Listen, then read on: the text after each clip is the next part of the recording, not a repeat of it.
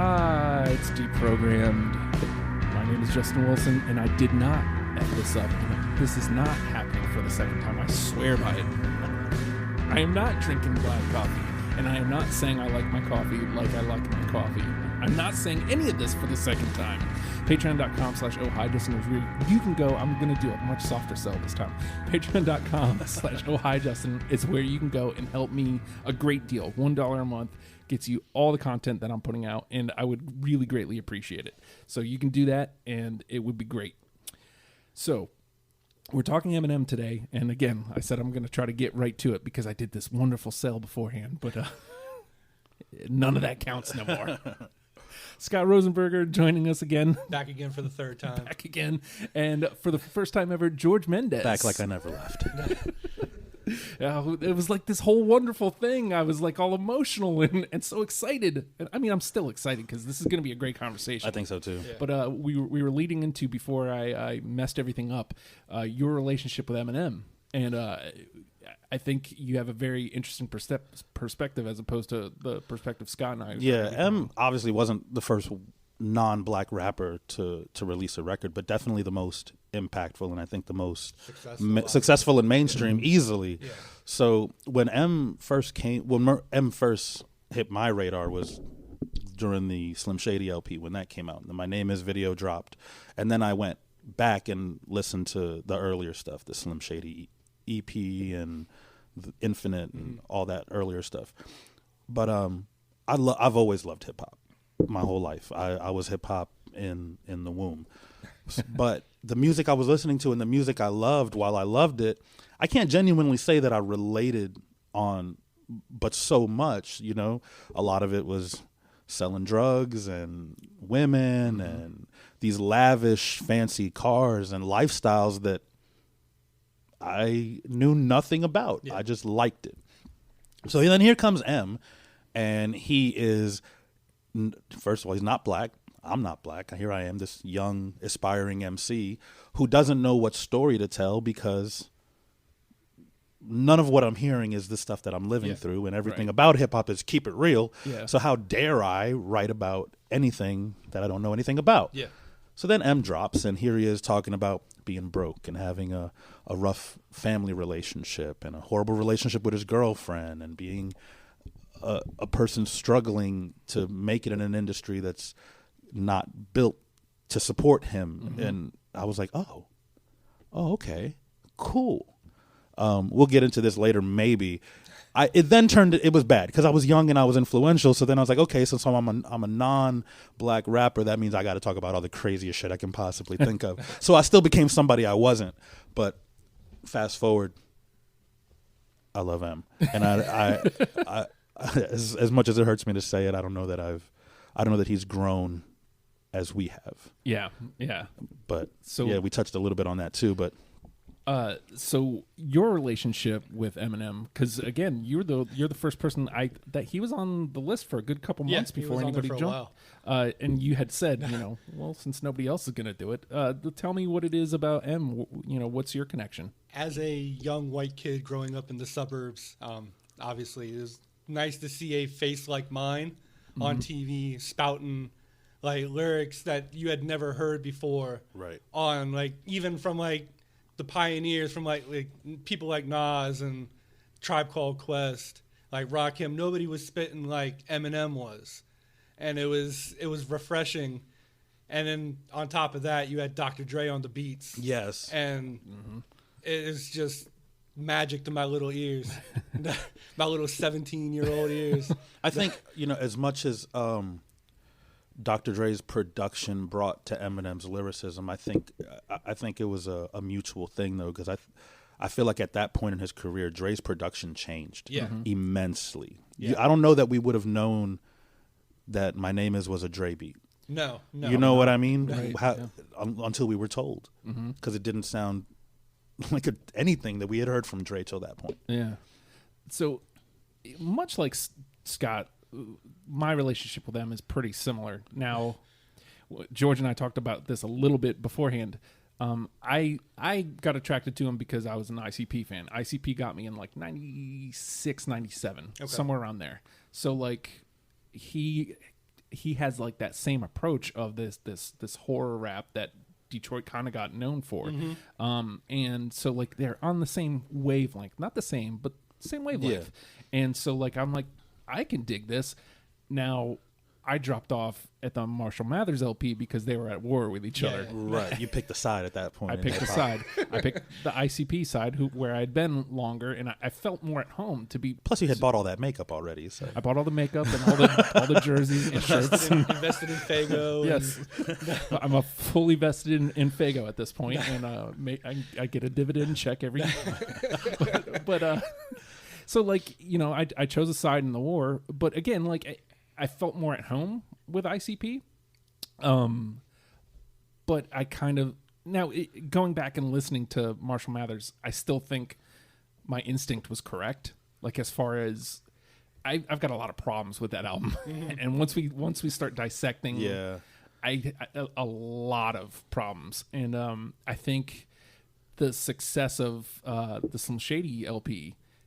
He was like, okay, so I got to be even more crazy on this one, and like a lot of the same things, like he's getting drilled for Slim Shady LP. He's like, okay, well I'm going to ramp that up, and this is one of the things we were talking about. A lot of problematic language, the F-bomb, and I'm not talking about fuck. The homophobic. And that's why I said earlier I don't feel like he's grown quite as much as his audience has, and I up until recently, I would have thought he did. He had this whole relationship with Elton John, and he kind of steered away from that type of language in his music. But then he goes and calls Tyler. Whole Tyler the Creator. Like, bro, where you? And then his whole diss on what's that cat's name? Machine Gun Kelly is basically calling him gay. Like that was. I mean, I like the song. The Kill Shot. Yeah. I didn't get that from. Yeah, I didn't really. I didn't get that. Okay, well, maybe I need to re-listen to it, but like that's some of the feeling I got. While we're on the subject, M embodied MGK on Kill Shot, and I don't understand why is it even an argument? These are quantifiable things. This isn't a matter of opinion. The song is better. Yes. Period. Yep. M dropped his verse, finally directly attacking him on. Not alike, finally came at him, and that verse alone was incredible. Yeah, Rap Devil wasn't even as good as that call out verse. Yeah, not to mention it had been written 7 months prior to release, which is why MGK doesn't directly address anything that Eminem says on the not alike verse, and that's what a hip hop battle is. When M came back with Kill Shot, he literally addressed every single point. In Rap Devil, point by point. I think a lot of like the complaints Rap Devil got, or not Rap Devil, but Kill Shot got, was the fact that like he seems to reiterate certain points like over and over again. Like I'm older than you and still better than you. Like, he does that multiple times in the same song. Yeah, I think that's where a lot of like the backlash came from. He just seems to be saying the same thing. But I agree with you. Yeah, Kill Shot is a totally fucking better track than Rap Devil. Yeah. Is that because we're old and we just don't like Machine Gun Kelly, or no. is it? I don't think so either. No, like, no, not at all. Because when I heard MGK's Rap Devil, I was like, okay, he's got some bars. I mean, he wasn't wrong. Yeah. There was a lot of I love him, but I think part of my love for him is accepting the fact that he is in fact fallible. He's not perfect. Damn near on when we're talking about MC shit, but. Okay, bravo! Somebody came out and called him on some of his bullshit because M got a lot of bullshit on him. Yeah, but it just wasn't enough. It just wasn't enough. And I think it was M made a really good point. What good's a machine gun when it's out of ammo? Rap Devil was too long. Yeah, it was too long. He put it all into one song. Yeah. So when M came back, he had nothing to respond with. And M is not the person you want to get into it with because he's going to diss you for the whole rest of his life. It's what he does. It's not going to be one song and I'm done. He's just going to keep fucking with you. Yeah. Because that's just how he is. Yeah. Maybe not so much now that he's older, but how many songs did he do about Whitey Ford?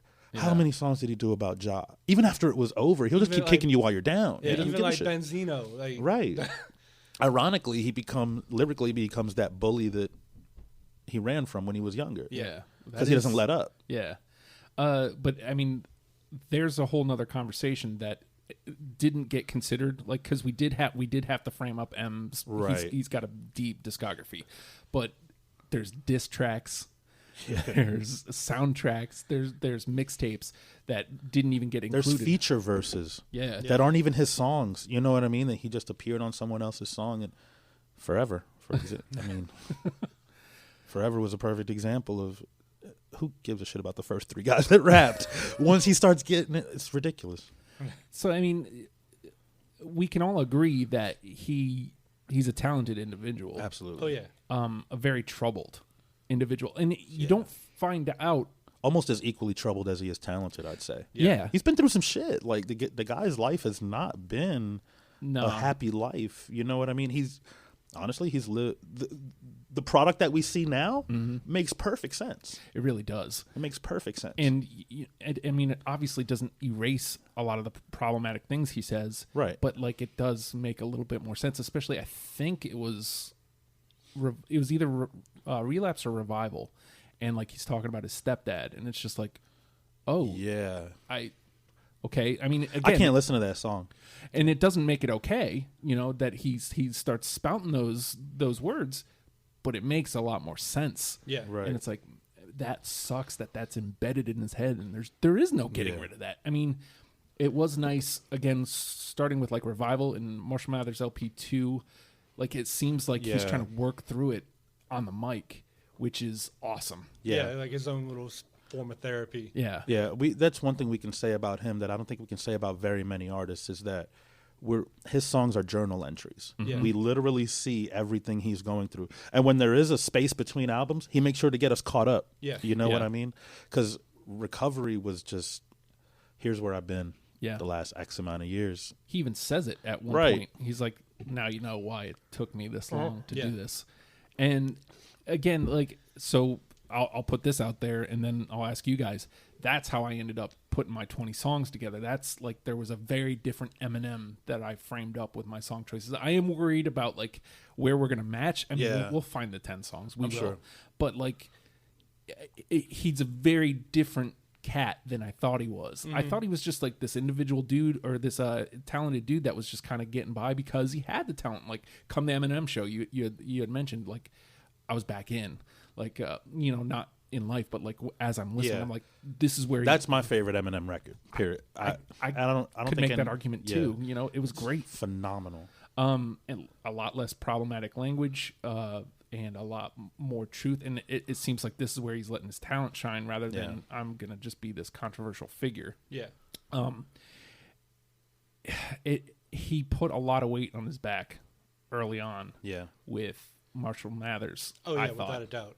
He's like, okay, I'm gonna just shoulder this, and I'm just gonna take it to this level of F-bomb in every song, F-bomb like 20 times in this song. Yeah.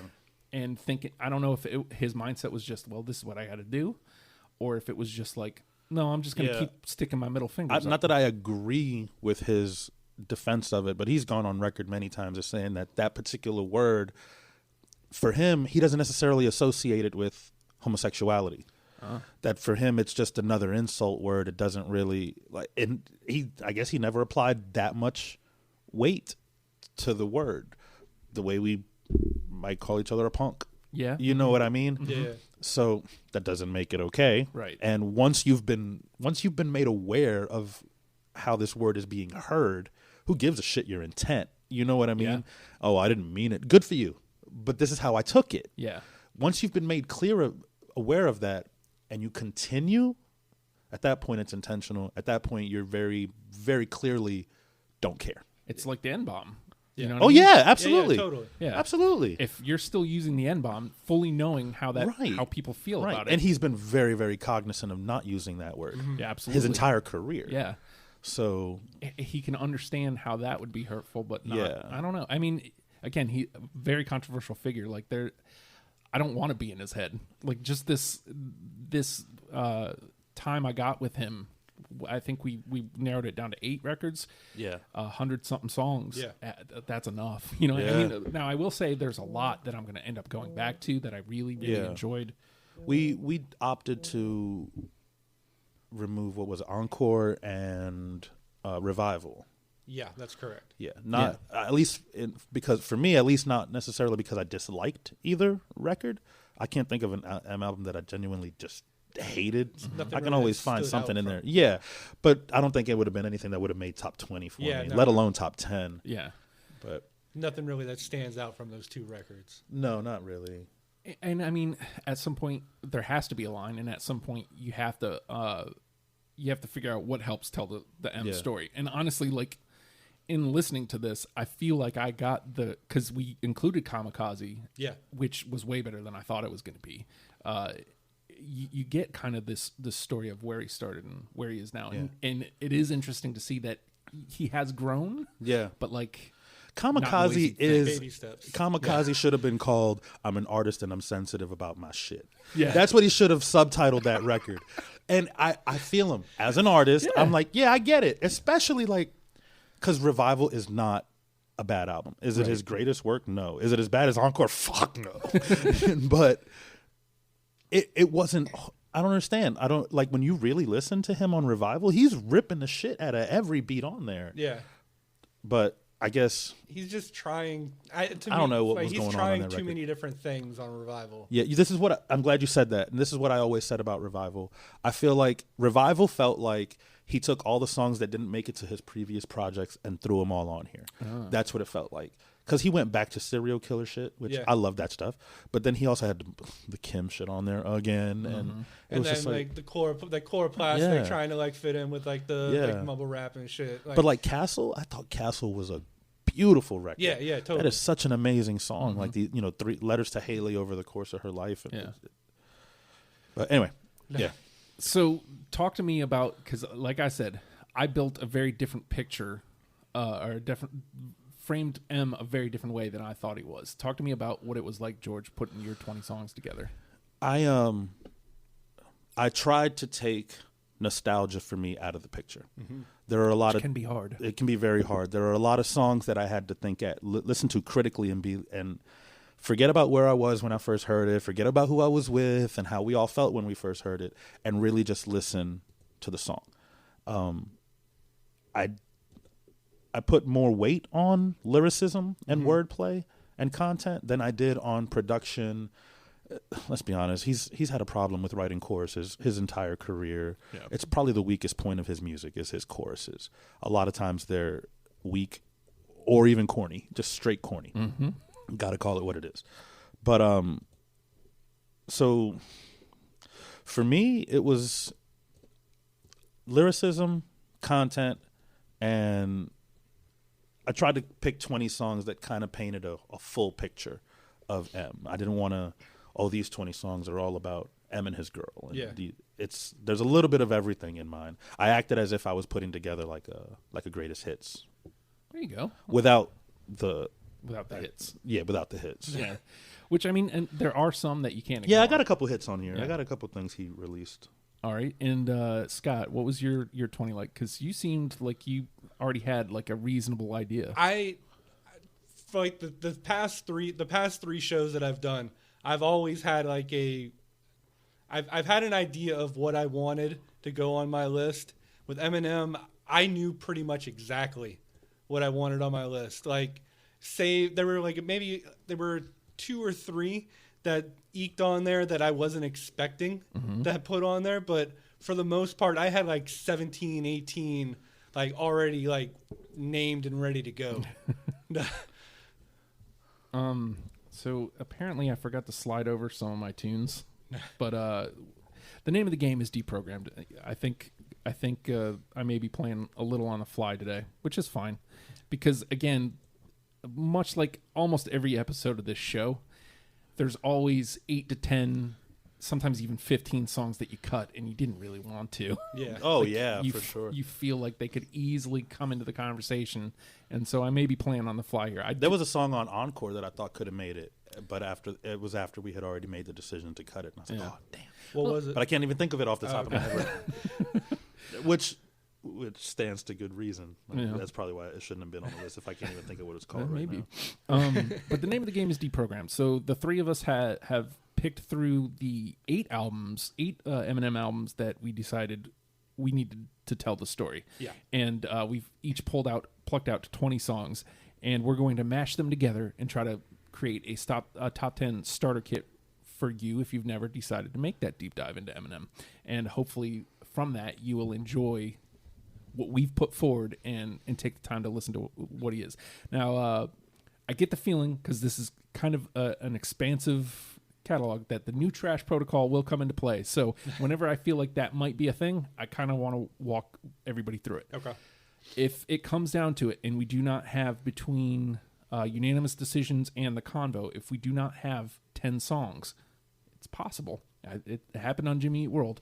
Then we will each be able to pull out 2 songs from the trash. Okay. One from our own list and one from the other panel members' list. So we can, hopefully 6 will be enough.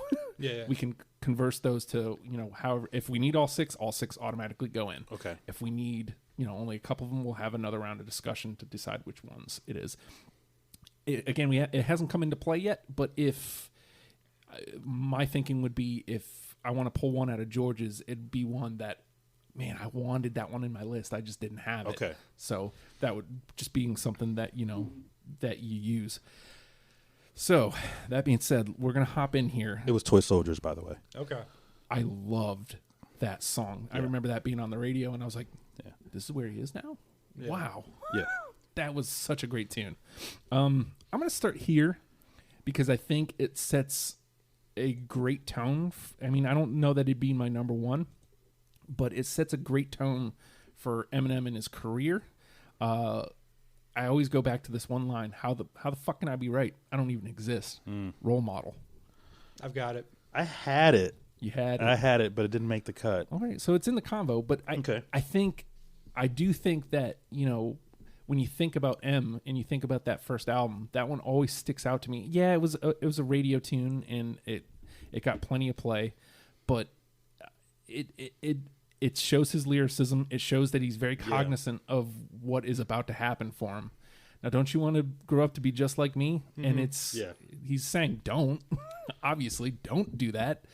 But we put these people up on quintessential pedestals. Crazy shit M, too. Yeah. I tie a rope from my penis and I jump from a tree. Now, don't you want to grow up and be just like me? Yeah, it was almost like... He knew what was It was like happen. A comedy rap, almost. It was so... He knew what was going to happen, and he knew that he was going to get put up on this pedestal, and it's like, he shouldn't be. He's not a good person that you should follow. Yeah. No. So, no. I think for me, like, that is absolutely like where you start. Yeah. So. And then he goes later on in his career to say, and I can't think of the song off the top of my head, where he says, I became a role model after Colorado. Now all they do is follow me around and holler bravo. Yeah. It's like it was almost like that was some foreshadowing in Role Model of what was going to come later on. And then he ended up being right. That makes it even creepier. I know, right? So crazy. All right, so we'll go to the left. Okay. Scott. So my first track, talking about problematic songs that probably don't age very well in this day and age, and then songs that you wouldn't really expect, like Dr. Dre being on the boards for, some Guilty Conscience. I don't have it, but I do love that one. I do. Oh my God. Here, let me that song, well, conceptually, that song was so genius. Yes. You know what I mean? And then obviously M wrote the whole thing, but to bring in not just another voice, but Dre. You know what I mean? Like, because M and Dre had this real life dynamic where Dre was kind of keeping him under control, but also letting him completely loose in the booth. This song echoed that completely. Like towards the end of the song, he's like, "Oh fuck it, what am I saying? It's just do it." Whatever. Dre just completely just lets go of the reins. Yeah. Like, once he brings up like the D bar and shit. Exactly. I was gonna say the idea of dissing your producer, right? Like. What's wrong? Didn't think I'd remember? I'm gonna kill you, motherfucker. Temper. So it was genius. Yeah, because it was dialogue. He rapped dialogue back and forth. It was genius. Man, what sucks is I wanted to lean conceptually sometimes, but like I said, I kind of framed a different Eminem. But oh my God, Guilty Conscience. I still. Even before this, I still listen to Slim Shady LP once, twice a year. Yeah. And the video version was different production-wise than the album version. Oh, man. Well, I know which one I'm going to be voting for if we need it, because I love that one. So when two of us have it, it goes to the conversation for the second round. All right, cool. It's not completely in the trash. It's yet. not in the trash. Yep. All right, George. So I'm gonna go ahead and put this one out there. My favorite Eminem song is not necessarily the song I consider to be his best song. "Till I Collapse" off the Eminem Show. I got it. With Nate Dogg. Yes, I got it. that was a keeper. There it is. That song again, That one's being an MC myself, the whole concept of that song. Same reason I love "Lose Yourself" so much. That was a song for artists. The beat knocks hard as hell. Crazy, and then Nate Dogg on the hook, man. It is a hard ass beat. That song just, and then lyrically, he was so direct but playful, just insane. Yeah. Soon as a verse starts, I eat at an MC's heart. What is he thinking? Not to go against me. Smart. I'm looking at what I got here, and I'm kind of all over the place, but I want to go here because I thought this was a nice, like, kind of chapter closing thing. I'm pretty sure off of Kamikaze. Yep. So D12 is a storyline in M's career, obviously. Right. But he doesn't really. I think they pop up. Marshall Mathers, they show up on a track or two, and then sporadically. I think it's like Remember Me. There's a couple people from D12 on there. Yeah. And so a couple tracks here and there in the early records, and then they had the two D12 records, right, and then just kind of disappear, and you don't. I mean, unless you really dig deep, I'm sure I don't think there's anything that he even really mentions it, but he closes the book on it with Stepping Stone. With Stepping Stone, yeah. I got Stepping Stone. It didn't make it to my list. I think and I guess this should probably be put out there now. Not a whole lot from Kamikaze made it to my list. Not because the songs aren't great, but because I feel like it's just too new to be considered amongst his greatest songs. So that's fair. See, and with the exception of one that I guess we'll get to in a little while. Yeah. But I see, and that's the difference and that's why I love this show, because that's a difference in years. Because all this is new to me, right? So it's like, yeah. I do have Stepping Stone, by the way. Yes. Okay. So at least it's in the combo. I feel good about that. That might be one that I end up. I feel good about that. All right, Scott. All right, I'm gonna go from the top of my list again. One of the few records on the Slim Shady LP that actually has a feature on it, and it happens to be one of my favorite MCs. Not only probably of all time, another Detroit brethren of his, Bad Meets Evil. Yes. That track. I don't have it. It was such There could have been songs on this list from the Bad Meets Evil record. Yeah. That album was amazing. Yeah. So you got it, George? No, I didn't have it. Okay. I didn't. Oh, but God, that's so good. Again, one of those ones that it was a hard cut. Yeah, I wrestled with it. It definitely made my first round. But then, as I was looking at it, I tried to round everything out. Yeah, when I was making my second and third round cuts, something I had to take into consideration was okay, maybe I'll remove songs with features. And that's why that ended up not. Sometimes you have to be strict because you'll never with get to your 100 and some odd songs. Yeah. So, all right, George. Let's see where we're gonna go. Okay, we're gonna go into a different mode of his. Okay. 3 a.m. Oh my God. No. 3 a.m. No, I don't have it. Okay, but it's so good. 3 a.m. to me, there are so many different. What is the word I'm looking for? It's he takes different forms, and I love his crazy psycho serial killer stuff. In particular, this one because it's very clearly entirely made up. Yeah. And he got a lot of shit for it, but it's okay, well, what's any different from him writing that song than somebody writing a horror movie or Stephen King writing a horror book? Y'all don't jump all over their shit. Yeah, right. But Eminem releases a crazy ass song where he speaking from the mind of a serial killer, and all of a sudden it's the end of the world. In my book, it's a Halloween song. I play that shit in October. Yeah, it's right up there with Monster Mash and Thriller. Totally. Hold on. Damn it. I don't Love have that it. song. I know, but I know. I feel bad about it.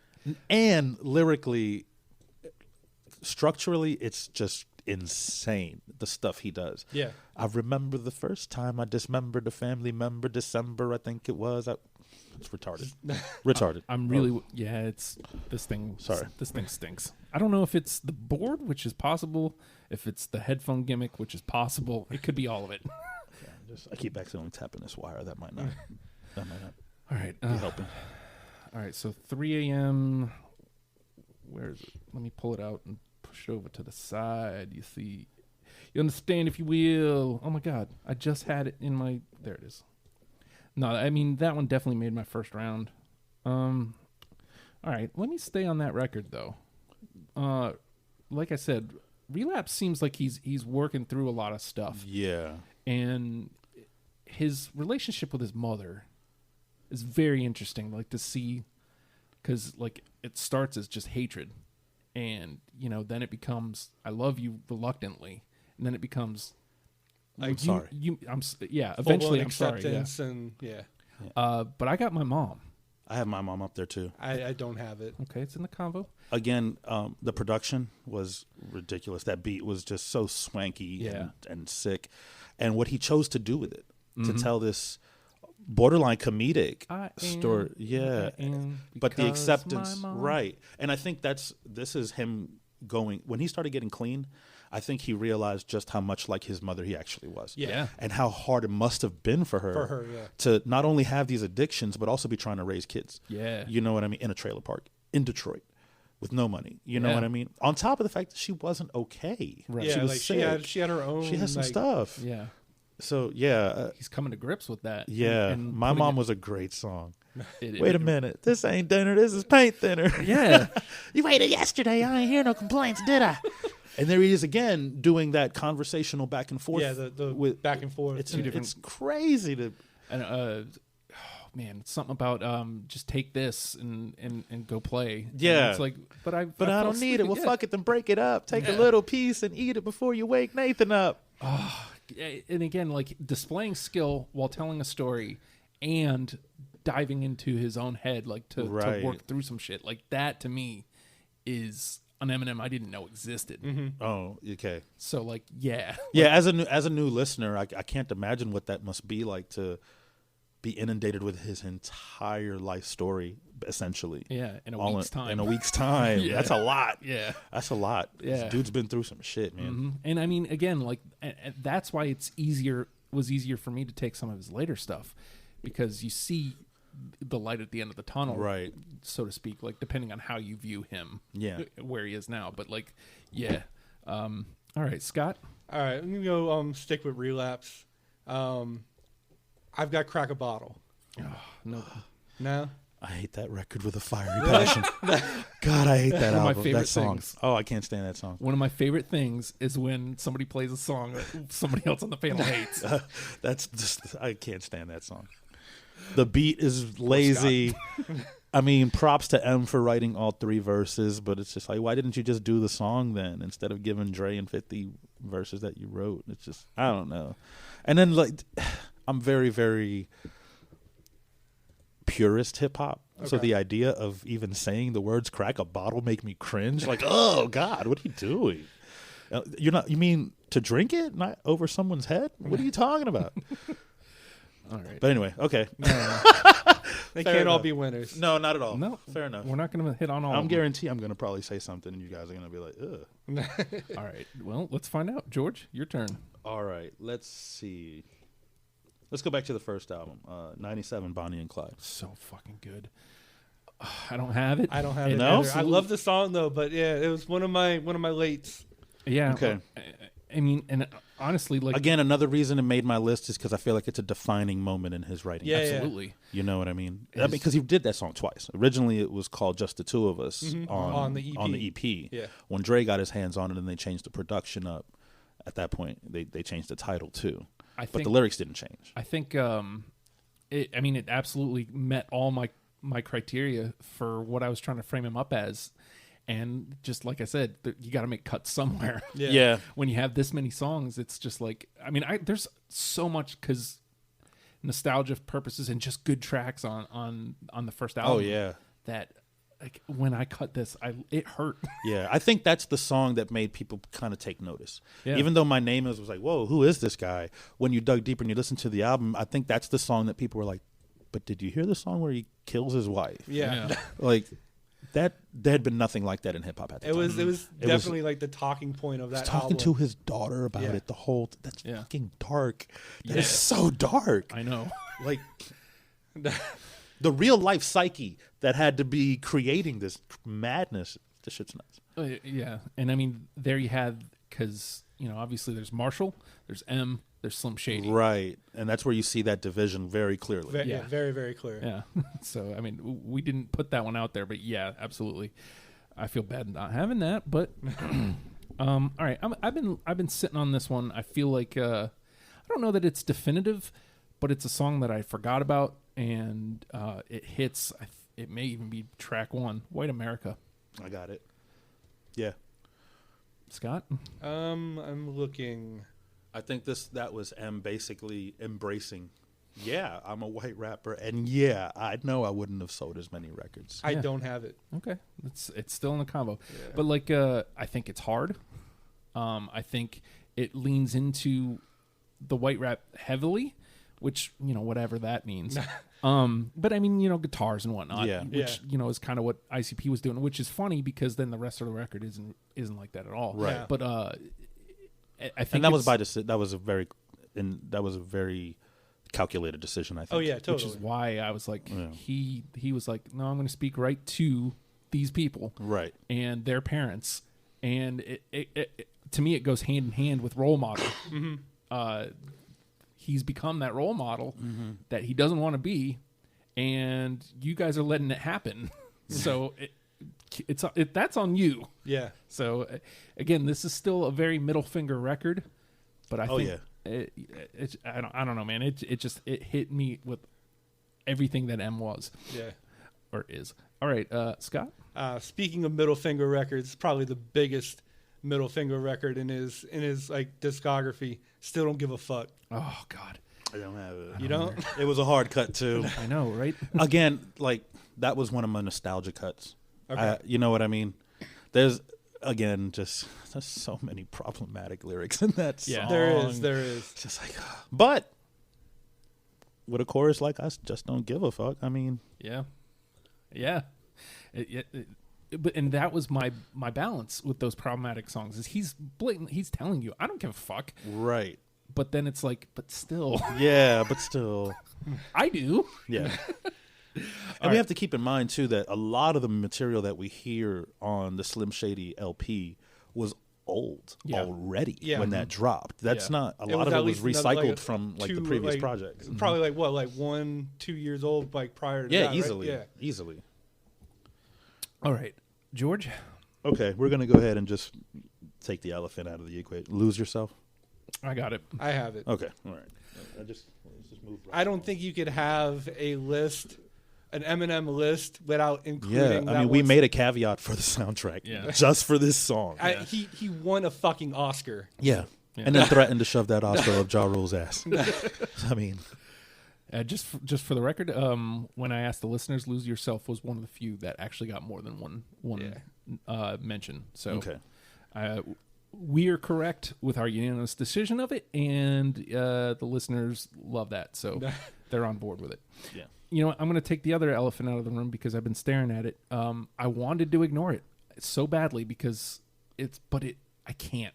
This is what put him on my map, and the song still is great. My name is. I don't have it. It didn't make it. No. Okay, but we can't have this conversation without it. Yeah, oh no, not at all. Not at all. It's everybody's like entrance point. Mm-hmm. It's funny because I loved it, and I listened to it now. Like, I listened to it recently, and I was like, "This is a song about absolutely nothing." It is. It's just it's all set over up the place. punchline, set up punchline, set up punchline for the entire thing. Yeah, I literally, it's one of the nostalgia cuts I couldn't cut because I listened to it and I'm like, but I still like it. Yeah. And like I said, we can't have this discussion without that song. So I don't mind taking the bullet for that one. All right, Scott. All right. Probably go with the probably another one of the more popular ones that may hit, may not. It's going to be Stan. I had that for sure. Right, Yeah. let me find it. You didn't have Stan. I didn't. I know. Justin and his No, your singles. list must be real strict. Holy shit. Well, Damn. that album, like as a whole, for me, was just hard. Like it. Yeah. And I just think this. I mean, damn, it's Stan. When I think about the song, it fits all my criteria. Like, it's creative, it's a letter from somebody else to him, and then he responds at the end. And how rare for a single to be that long.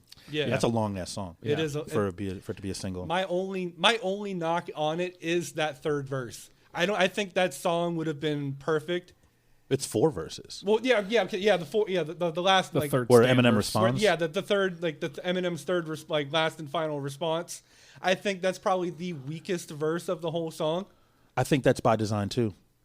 You think? Yeah, because okay. There's something subliminal that I think Eminem did here with Stan. I think he intentionally made Stan a better MC. These letters are written to M in verse form. Mm-hmm. Okay. M's response is not as good as his first 3 letters, but it's also the thing that wraps the whole thing up. It wraps up the entire story. Yeah. I fucking hate Cannabis, but Cannabis in an interview said that Stan was auditioning, and every time he listens to the song, that's what he hears is Stan auditioning. Okay. Trying to get his attention. Yeah, And say, and then that's why he was really like, "Fuck it, then I'm out." Yeah. Then you watch the video, and that shit's a movie. Like it is, Stan was just, it was mind blowing at the time. Everybody's like, "Whoa!" Even like going as far as to get like what's his name from Final Death, like Devin Sawa? Yeah. Like you got fucking actors Dido, in that shit. the Dido chorus from her song, Yep. "Thank You." Yeah. The fact as a musician to hear her chorus to this song, I don't know if you've ever heard the original Dido song. Thank you. Okay, well how did M hear that and say that's about a psychotic fan? I know, right? Yeah. Like the disconnect, but I don't know, that bridge that he somehow formed between those two ideas. All right, so that comes to the conversation later. Yeah, 2 you guys got it. So Okay. let me see where we're at. Actually, we're actually really close to not needing Trash Protocol. So We got 2, I think 2 in. 2 in and 6 we in got the 2 in. combo. Yeah. So if we can land 2 more into the combo, new Trash Protocol out the window, Jack. My turn. Yeah. Yes. All right, Rap God. I got it. It made my first cut, not my second. Okay. He won. He got himself into the Guinness Book of World Records with this particular song for the most. Was it most syllables or most words in a single song? I want to say syllables. Yeah. I think I want to say it was syllables. And when you do the math, it averages out to something like 4 syllables a second. The song is insane. And then in the video, when he starts hitting that spot and he starts levitating off the ground, my boy Jacob was like, "Yeah, he's just letting everybody in the street know I am way above all you motherfuckers. you can't touch me." I mean, what the hell? That was a 6-minute lyrical slaughterfest. I don't know what it was that I ended up cutting it, because there's another song, like I think they may even be back to back, that I loved both of these tunes, but like something in my ear, I was just like, well, I need to get down to this. That's actually 20. the only song off that record that made it to my list. Oh, okay. Well, then I won't play this next one I was looking at. No, what was it? All right. Well, again, we talk about that relationship with his mother. I got Headlights. That's a beautiful song. It is a beautiful song. Gorgeous. It made my cuts, but it's not on my list. Okay. So I'll it was in my. It probably didn't make it past my first round, but yeah. I'm sliding that over to the trash, but just real quickly, it's gorgeous. Yeah. The video is something else too. I haven't seen the video. Should make you cry, man. It's really fucking heartwarming. Well, it's again like this is him forgiving his mother, and he's like, man, I wish I could just take, I saw you driving off, and it's like, man, I wish I would have just taken a second to stop and talk to you again, and it's just like you get the sense that this is a very real event. Yes, This genuinely happened. This wasn't a metaphor. He talks about his brother and like how he wishes the kids could have seen her again, and it's just like it just hit me, and I'm just like, this has got to be in the combo. Again, it's one of those tunes. No, yeah, it definitely needs to be in the convo, I think. Well, again, like as I'm listening, I'm trying to formulate like this very different Eminem that I didn't know existed. Yeah. And to me, that is an Eminem I did not know existed. Right. So I don't mind taking the hit for that one. It's a side of him. It's a side of him he rarely shows. Yeah. And it's like I said, it's a beautiful song. The video is absolutely heartbreaking, but yeah, I don't have it. That's all right. All right, Scott, what do you want to try out there? I want to shit all over it. I shit on you. No, it's I love that song. It's so stupid. My next song's Spacebound. Damn, that almost made it. No, I don't No. have That almost made it. Man, that song was an earworm for weeks when that album came out. Yeah, it's. But it was a hard cut, but it didn't make it. that. No, I don't have that either. All right, George? Let's see. Sing for the Moment. Oh, no. No, I don't have it.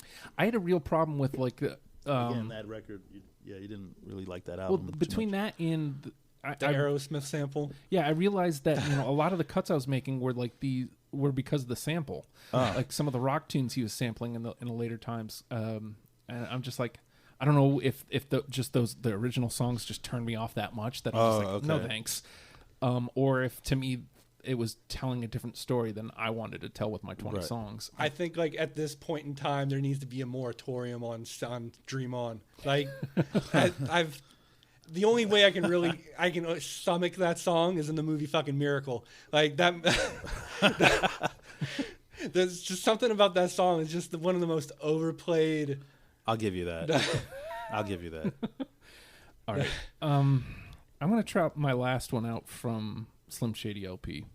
And it's a song I tried to cut a million times, and I couldn't. Again, it's a conversational piece. He's having a conversation with somebody, and it's my fault. I didn't mean to give. Oh yeah. I didn't mean to give you mushrooms, girl. Yeah. I didn't mean to bring you to my world. And so he's having this girl like yoinks his shrooms. Like he's like, just try one of these. She ends up taking all 25 caps. And she takes all 22 caps. 22 Dave, pull up your pants. We need an ambulance. There's a girl out here talking to plants. And it shows like a gifted lyricism. Right. It shows that he can hop between characters again. She's gonna die, dude. Yeah. I know, and it's my fault. Right. And so like it's just like, to me, this was just like this. He painted this very fun picture of this awful event that's happening. And it was something that you didn't really hear a lot about in hip hop. Yeah. Rappers weren't talking about mushrooms. Yeah. You know what I mean? They were talking about selling coke and coke crack. And so when mushrooms came into the conversation at that point in time, mushrooms were a very white drug. Yeah. You know what I mean? Like, Yeah. you didn't fuck with that crazy shit. And here he is telling this story. And for a lot of us, that was our first even explanation of what mushrooms really were from somebody who actually did them. Yeah. Nobody in the hood knew what the hell fucking mushroom was. That was like fucking frat party shit. Yeah, exactly. We also had we can't leave this because I'm assuming by judging by your reactions, I was the only one who had it. Yeah, that is correct. Yeah. But like he addressed a real problem. Like I thought he was going to be something different. He's like, I'm sorry your daddy raped you. I'm sorry he put your little coochie in your dad's mouth. And it's just like, Eek. yeah. But at the same time, it's like, that's an important thing to be putting out there into the ether. So, all right. So I am way off from y'all. I am way It's off looking from that y'all. way.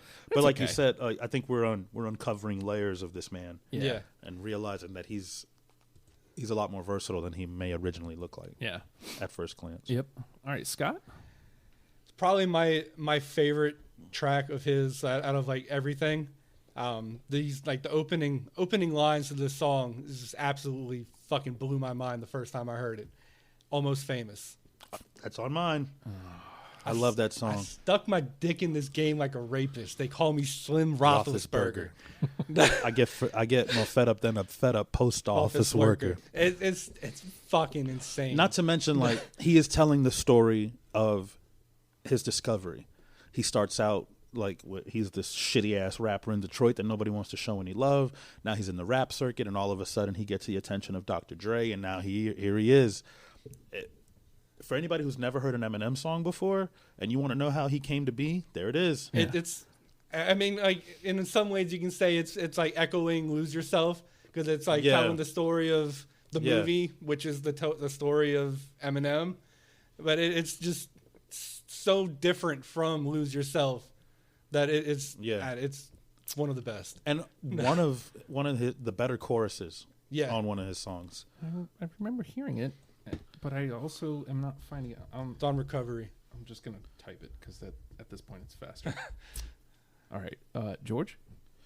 All right, Let's go with, also on that record, 25 to Life. Nope. No, I don't have it. Really? Yeah. Damn. Okay. Again, we're framing very different Eminems here. Yep. Like that song I would like in particular because of the whole time you think he's talking about a bad relationship. Mm-hmm. And then you realize he's talking about the music industry Yeah. and hip hop directly. And it sounds like he's talking about a girl the whole time till you get to the end. So it's one of those songs that on second listen, it takes a whole nother, it's almost like knowing that Bruce Willis was dead the whole time. Yeah. In Sixth Sense. Yeah. It's that thing. It's when like, you want, it's probably like the closest thing he has to like I Used to Love Her. right. Common. Yes. Yes. It basically was that. Yeah. But not as, he painted a different relationship. Yeah, it's a Well, different, while it's a Common different was like the- love yeah. for hip hop. Right. All right, just for the record, after Scott's play of Almost Famous, we have 8 in the conversation. New Trash Protocol is out the window. Okay. Worst case scenario, All right. if none of us match, all 8 from the combo go into our list. Okay. So that's our absolute worst case And we have two scenario at this definites as far We have as two definites, yeah. Okay. Yep. Lose So- yourself until I collapse. Yeah. point. Yeah. And I'm okay with that. I have 9 left. And one, I think what happened here is I listened to a wrong record. Okay. I think one of the ones I listened to, I think I got switched around with the one that I was supposed to. So it happens. I've got 10 left. It happens. All right, so let me bounce this one out here. This is the only one I pulled from Marshall Mathers LP, and really it's kind of in that same vein of My Fault, Drug Ballad. Didn't make it. Nah, it didn't make mine. That was never even in consideration for No. me. Now, I like the song, but for me, it was showing like how influential drugs are that Yeah. early on to him. I mean, I know that's kind of like I needed something to take away from that Yeah. record. Yeah. And that was my takeaway is like how drugs are influencing early yeah, Eminem. he was So, very directly addressing his addiction. These drugs really got a hold of me. It couldn't be more obvious. yeah. But I think it got got a hold of glazed over by maybe the people in his life because we're so used to hearing him say all this crazy stuff. How much of it is music and how much of it was a cry for help at the time? Yeah, right. And so, I mean, yeah, I definitely, because then you look at where he goes. Right. And so, like, I feel like, I don't know. Again, I had a lot of problems with that album. So I was Yeah. grasping for something. So, all right. Scott? I am going to go ahead and play. Go with the newer ones. I know George isn't going to have it, but hopefully you'll have it. It'll be in the conversation. It'll be probably go The Ringer. It was neck and neck with I that know, one and the right? greatest. I know, right? But yes, I mean the closing line of that song. It didn't make it to my list, but I ain't ironing shit out with the press. I've been giving the media I've been giving the media fingers. So I ain't ironing shit out with the press, but I just took this beat to the cleaners. yeah. Iron, press, cleaners. It just makes your brain hurt. Like what? Who are you? What the fuck is going on? All right, George? Okay, since he went to Kamikaze, my choice off that album was The Greatest because I think he makes it very clear that, and I like how it always feels like it's going to end, Yeah. like like it'll stop, and then he'll jump right back in. And I one don't- more thing I'd like to mention is your One Direction. I'm a monkey wrench, and I love contention. And front I don't suspension. have it though. I don't either. Okay, And you know what? I'll go ahead and Fair enough. take another strike just because I feel like these were all 3 of these songs were kind of related in some way between The Ringer, Greatest, and Fall, like where he's taking swings at the entire industry, Yeah. which is very Eminem. yeah. So like to me, I The was video just is like, cool too. this is where he's at. I'm just gonna start punching at everybody, and to me, that's why I took it. I was like, these other ones feel like he's taking swings at 1 or 2, and I went with Fall Yeah. because it's like everybody, Yeah. Eminem versus the world. So I assumed that He one. went at Lord Jamar. Yeah. I was like, I hadn't even heard that name in years. What did he do? So I assume that's a miss. That is. Yeah, a it's I a miss. miss. assume so. All 3 of us like just right in a row like that. Yeah. All right, Scott. I'm gonna go with I've got some problems with the song, but it made my list. Bad Guy. the Stan sequel. On Marshall Mathers, like it starts out and like you don't know where the song is going, and then like he kind of does that twist like midway through the song where you realize it's like, oh shit, this is your follow up to Stan. Yeah, no, I didn't make my list. And like it's just because of that twist, it just kind of made blew my mind when I heard it. And conceptually, it was a good idea. Yeah, I liked it. I didn't dislike the song; it just didn't make my list. That made my first cut, but I had to drop it. I don't even remember why. I just there's some songs. So now he's got a good guy, a nice guy, and a bad guy. Yeah. Jesus Christ, damn. All right, George. Let's take it back a little further. Let's go to Soldier. Nope. No. Wow. See, here's where that was one of the first Eminem songs I memorized, man. Yeah. I love that song. Never was a thug, just infatuated with guns. Never was a gangster till I graduated to one. I got to tell you, those 2 bars. That's it. That's all I needed. It was on my radar. Yeah. I mean, it definitely made my first cut. Again, the problem with such a wide catalog is you have to make cuts that you really don't want to. Yeah. And Soldier was absolutely one of them. All right, I'll stay on that album though. We talked about D12 earlier. I'll trot this one out there. When the Music Stops. No, I don't have it. Think so. Sometimes you got to trot it out there though. Yeah. It hit me. All right, Scott. We'll go back to the Marshall Mathers LP. The Way I Am. I have that. I don't. No. I love the Beastie Boys nod. Yeah. In the flow patterns on that.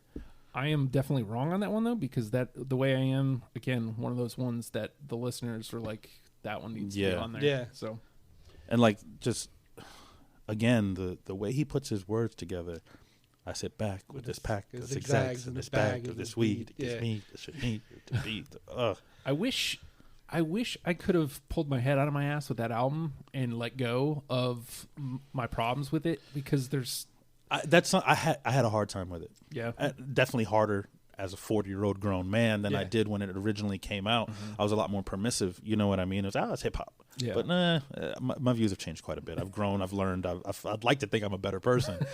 But so I had to try to listen to it in the context of what time it was when it came out, and just lyrical and artistic ability, and try to take my personal feelings of content out in some cases. I wish that, well, again, specifically with like the singles from that album, I wish I could have at least listened to those differently. But like just the whole time, it's hard. The whole time I'm just thinking, it's a tough listen now. Yeah, I want to listen to this. Yeah, for sure. So, yeah, I'm kind of an asshole that way, but like, it is what it is. Yeah. All right, George. Okay, speaking of having to put your feelings aside, Kim. Oh, that one was like I don't have it. It's a hard record. That shit is tough. I will never forget. I was in the car with one of my first producers, a guy named Doc Jack. There was a guy named Mike in the back seat. I was in the passenger seat. It was my car, but I didn't feel like driving because I hated driving on this trip. Yeah. And we're listening to this record for the first time. It's the first time any of us are listening. And Kim came on. We had to pull the fuck over. We just had to stop the damn car, and it was dead silence. And everybody's just listening. And when it was over, we were like, okay, let's just get out of the car and go for a walk, because we didn't know how to process something like that. You just need to wash yourself after. You need a shower. You need a shower. But it was okay. So take those weird, cringy feelings out. This was an incredibly well-written, unique song. One of the most unique songs in hip-hop. Yeah, totally. The beat was sparse, if anything, and lyrically, it almost didn't feel like he was rapping. It almost felt like he was literally just talking. He's yelling, his, like guttural yelling. Yeah, the rhyme and the patterns are hidden in it. You know what I mean? I almost pulled it through just based on feeling, because conceptually, it's one of his better songs. It's just, but it's raw. And then that jumping back and forth between like being almost okay and then going right back into psycho. Like, Kim, remember that time that you threw up all over Archie? That was funny. That was funny, wasn't it? It's like, Jesus, chill out, man. I'd be terrified. Yeah. I would be terrified. I think like the problem I have with that record now, like being being a 36-year-old man with kids now, it's like he fucking kills that entire fucking family. Yeah. Like, Yeah. nah, I can't get down with that shit anymore. Yeah. No. Yeah. I mean, zero filter. No. Because I thought it. Like, who hasn't thought about killing somebody? Whether it was your boss, the dude that cut you off, in the parking lot, whatever. But nobody ever takes it that far. He basically far, planned it. Yeah. You know what I mean? Yeah. All on record. Yep. No, I mean, again, conceptually, it fit all my criteria, but like, You said nobody had it. Nobody I'm else glad it had made the This conversation. is saying a lot though. about me. I'm 3 glad, a.m. didn't make it. Kim didn't make it. I'm glad it made the conversation though, because again, there was a listener who put that out there. Yeah. If it's not on there, then you guys are wrong. Yeah. I guess we're wrong. Yeah. I'm not wrong, listener. I got you. All right. I'm dwindling down here. It looks like I got I'm starting to run low. 6, and one of got them 5. is from an album that was apparently technically not even part of the conversation. So, I'll trot this one out here. Insane. I've got 4. No. No. Relapse. I don't. Oh have my it. God. Yeah. That's way worse than Kim. Like Yeah. 100 times. Yeah. My stepfather said that I sucked in the bed. I know. That's the beginning. Yeah. Fuck That's that. where it starts. Yeah. That's the earlier when I said I can't listen to that song when you were talking about his stepdad. I thought that's what you were referring to. Yeah. I can't. I have to skip that song. It Yeah. is so fucked. It is way fucked. And I can't. The only reason I pulled it through is again like that album is him working through some shit. No and shit. How good did it have to feel to finally get that shit the off your fuck back, off yeah. his chest? Yeah. In mic form, like just this is what happened, And this is why I am how I am. And again, like I don't think it makes it okay, but it makes it a lot more understandable. You understand why like he had to turn to drugs. Yeah, and why he's dropping that F-bomb because his Right. stepdad was taking Raping advantage him. of raping him. Yeah. Piece of shit. Yeah. Just an awful human. Yeah, and that's why I can't listen to that. No, song. you're absolutely There right. are 2 Eminem songs that I absolutely positively cannot listen to. That's one of them. The other one's Fack. Just because it's Yeah. so stupid.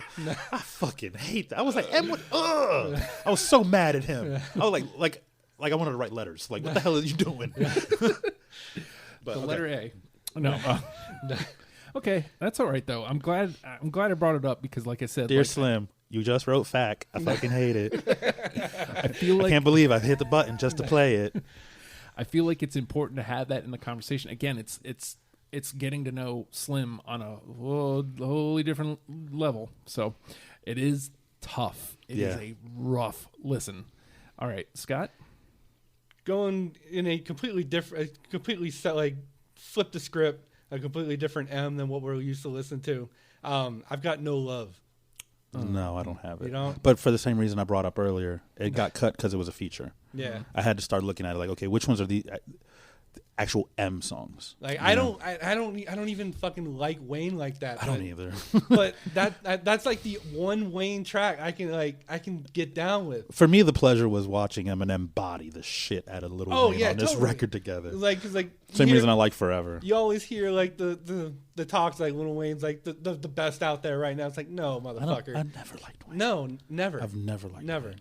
I give him his props. He's got, he'll stumble across a dope line here and there, but overall, I just don't like the guy. Yeah. It's the voice, I think. I don't know. I've never And liked like it. even going back to like Big Timers and like when he first Yeah. fucking came, I was like, no, get this trash out of my ears. I know. All right, George. Not afraid. I'm not afraid. I don't have it. I've got it. Okay. I'm not afraid. All right. What the fuck is it?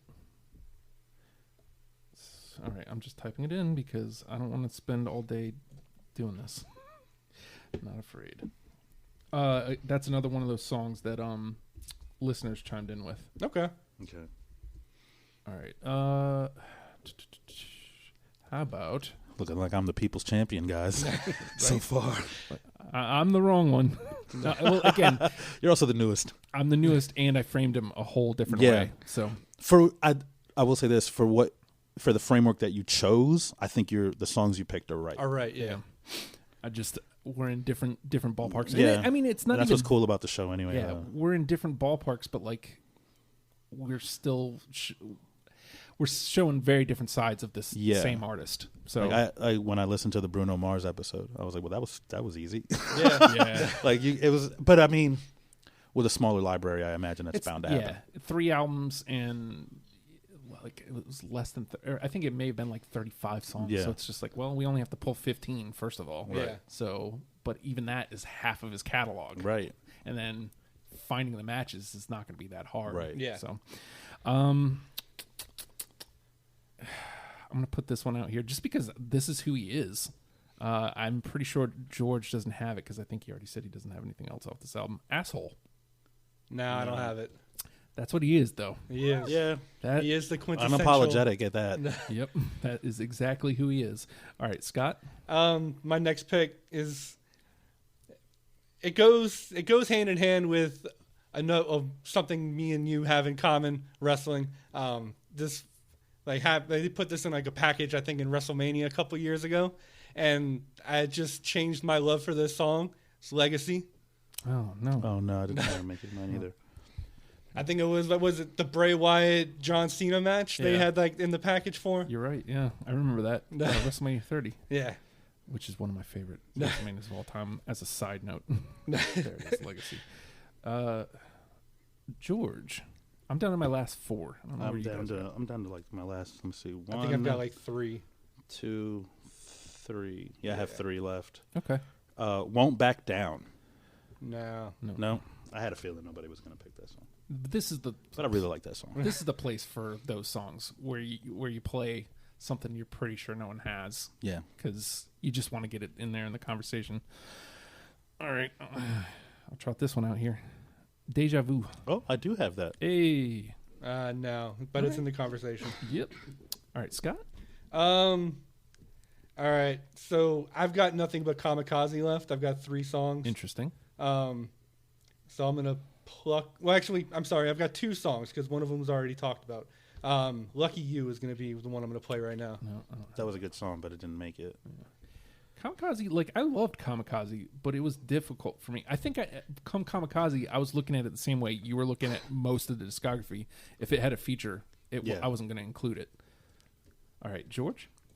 This is my last one. Square Dance. Oh No. I like that song because that's what he called Cannabis out on. and Cannabis did not make a peep. He did not. He ain't say shit because he knew better. Yeah. All right, so George is out. I am. You said that was your last one? That was. So I got to try to hit Scott. Check. Yeah, that's it. Okay, I'm going to try to hit Scott here. Venom. No. What? That is the one. That is not the one. It's the last. Those last 3 songs on Kamikaze. I can't listen to them. Oh. It's ironically I never listen to albums in order. Mm-hmm. I hit play and it randomizes. The MP3 player will randomize it. Shuffle it up. But so let me see if I can guess what the last 3 songs on Kamikaze are in order. Good Guy, Bad Guy, Venom. Yes. Correct? That is correct. No, Nice Guy is what it is. Yeah, Nice Guy. Good Guy. Good Guy, Nice Guy. And Venom. Yeah. Right before that had to be Normal. Yeah. Yeah, see, it was like, damn, I need more tracks. What am I going to throw on here? Because that Venom shit is garbage. It is. I'm sorry. Well, I mean, I love you, bro, but damn. I'm going to get Venom, I'm going to get Venom. maybe. Like, what? I don't even know what it was about it that kept it in my just- conversation, but I don't like anything about that song. It's Knock, it's knock, a let the hard devil one to listen in. to. Red. Come on, stop it, Em. Stop it.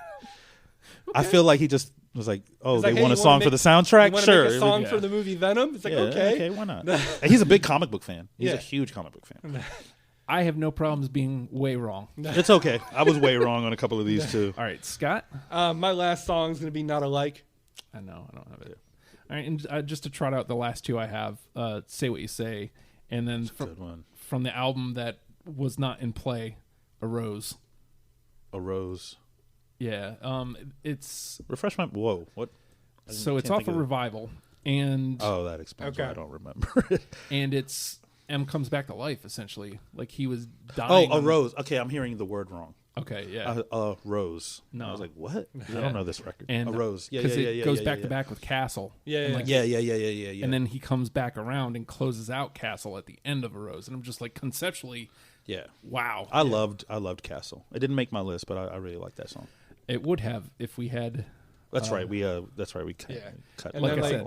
I had my late cuts. I had Any Man from the Soundbombing 2 record, which no one was gonna have on there. Right, 'cause we didn't include out of that. play. And then I had Fast Lane and Living Proof off of Bad Meets Evil, Evil Twin from Marshall Mathers 2, Bitch Please 2, Remember Me, Brain Damage. Brain damage. yeah, Brain Damage Brain was a damage good was so hard to cut. Yeah, Because- and then Amityville, and then That's a The good one, Greatest too.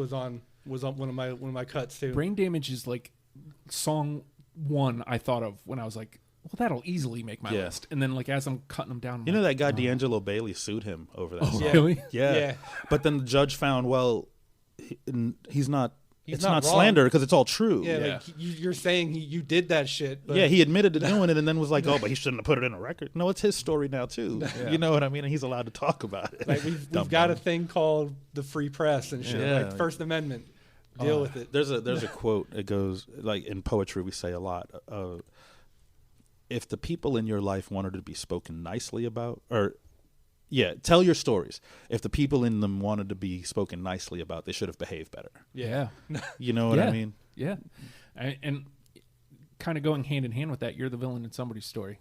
Everybody's Yeah. a villain in somebody's story. Oh yeah. So, so we got two. We actually did way better than I thought, gents. I got to be honest. I'm a Especially, little surprised. I thought a few of these would be like givens. well, but again, like that's cool though that they weren't. it's so hard when there's so much to Yeah. get those unanimous decisions. But we got two. That to me is great. Till I Collapse and Lose Yourself, unanimous decisions, and we got 11 through on the convo, which means we need to drop 3 of them.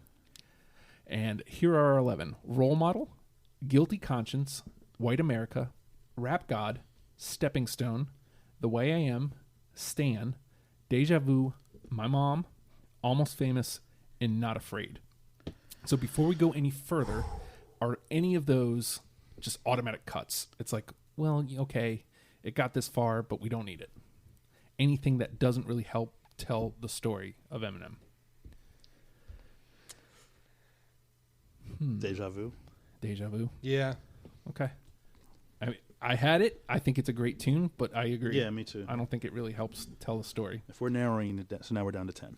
Yep. 2 to go. So we can either do cuts or we can push something through.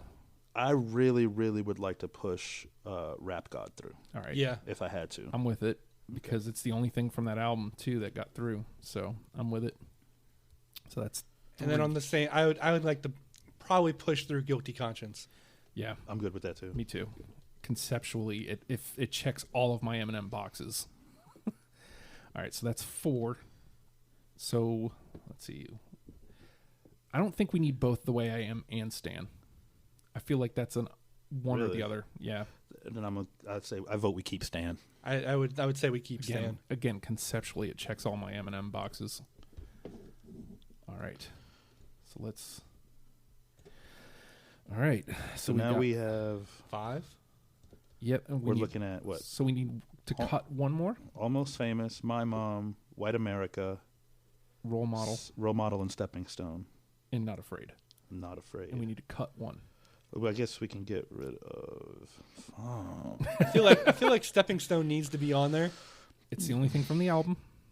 That and like it addresses the it's whole closing D12. it's closing the book on D12. Okay, I'm gonna go ahead and say we should probably put it through, and this is why I cried when that song played. Yeah. All right. That song brought me to it choked me up because there's just something about how brutally honest and real he's being Yeah. with this very public situation with people that aren't just musicians to him. These are his friends and, like, that he's grown up with. This is a real It's a real thing. situation. And like Yeah. addressing like the murder of Proof. And, Right. Yeah. There's some like there's a lot of stuff he's working through on that Again, track. yeah, coming back to the idea of working through stuff, and I didn't mean to use y'all as my stepping stone. Right. And he's talking about like I don't feel like I did, but like I'm sorry if you guys view it that Yeah. way. Right. And we're still boys, which is again it's just a nice sentiment.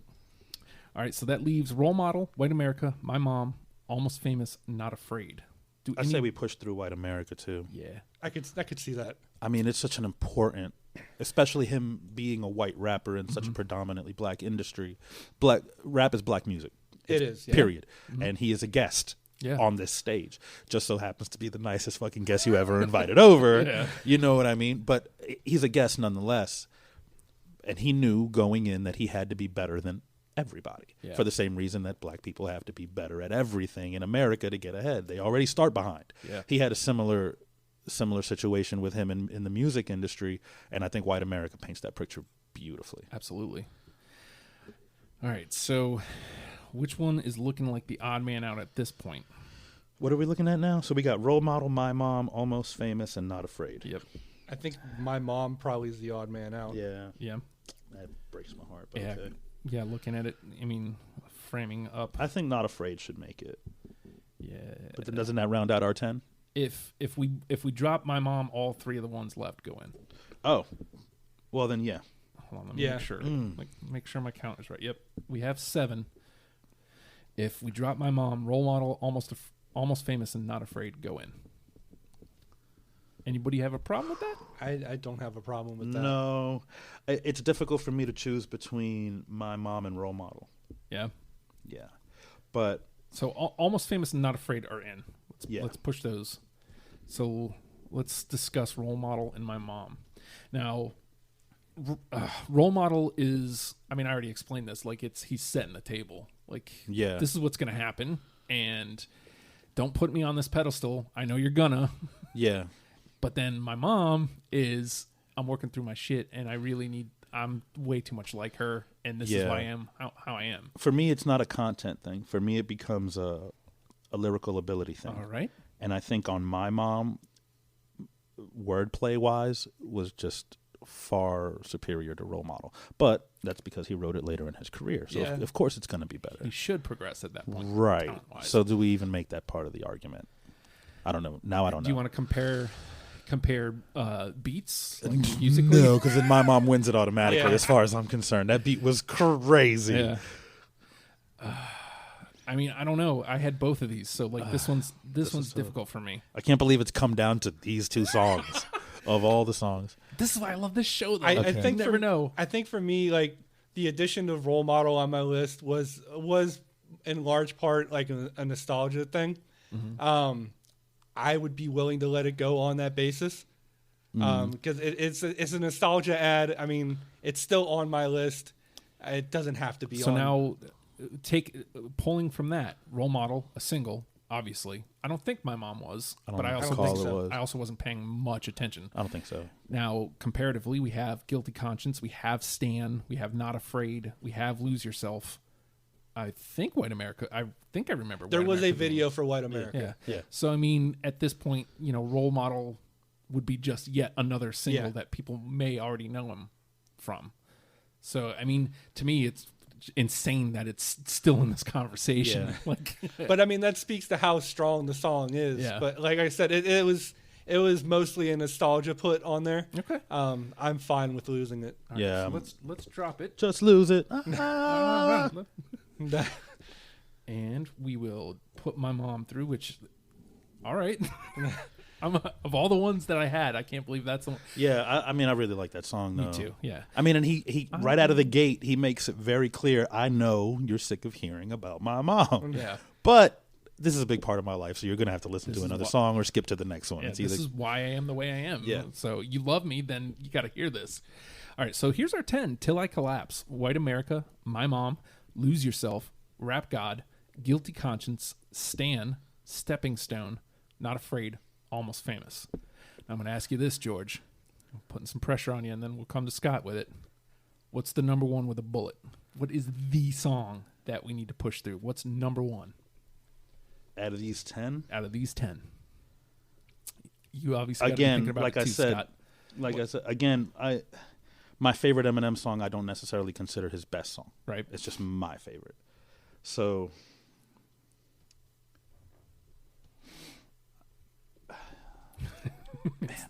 When you get in that pressure, okay. And here's where I'll explain while you think about it. The reason I do this is because Alfredo Torres dudes. Dudes. Every year I do a best of deprogrammed. Okay. And I take all the artists that we did in that year, and I take a song from each list, and we bounce it out and make a top 10 for that year. Okay. This last year for 2017, I sent him like every single one. I sent him the songs that we did, and he's like, "Dudes, you guys picked all the wrong songs, dudes.